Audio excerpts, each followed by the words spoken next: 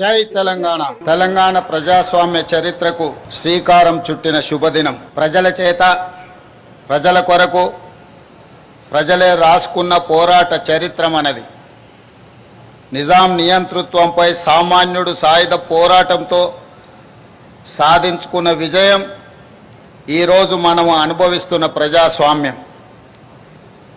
ప్రపంచ ఉద్యమాల చరిత్రలో సువర్ణ అక్షరాలతో లిఖించదగ్గ ఘనత తెలంగాణ సాయుధ పోరాటానిది.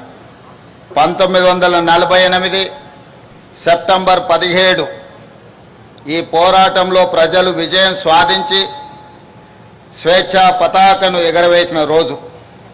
ఈ గడ్డపై రాచరికానికి ఘోరీ కట్టి ప్రజాపాలనకు హారతి పట్టిన రోజు సెప్టెంబర్ 17. అందుకే ఇది ప్రజాపాలన దినోత్సవం. రాష్ట్ర ప్రజలందరికీ ప్రజాపాలన దినోత్సవ శుభాకాంక్షలు తెలియజేస్తున్నా. స్వేచ్ఛ మన జీవన విధానం. ఈ స్వేచ్ఛ సాధన కోసం ప్రాణత్యాగాలు సైతం వెనకాడని జాతి మనది.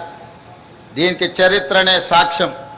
అణిచివేత, పెద్దనారితనం, నియంతృత్వం, బానిసత్వ సంకెళ్లను బద్దలు కొట్టి స్వేచ్ఛకు ఊపిరి పోయడానికి ఊపిరి వదిలిన వందలాది మంది అమరులకు ఈ సందర్భంగా ఘన నివాళి అర్పిస్తున్నాను.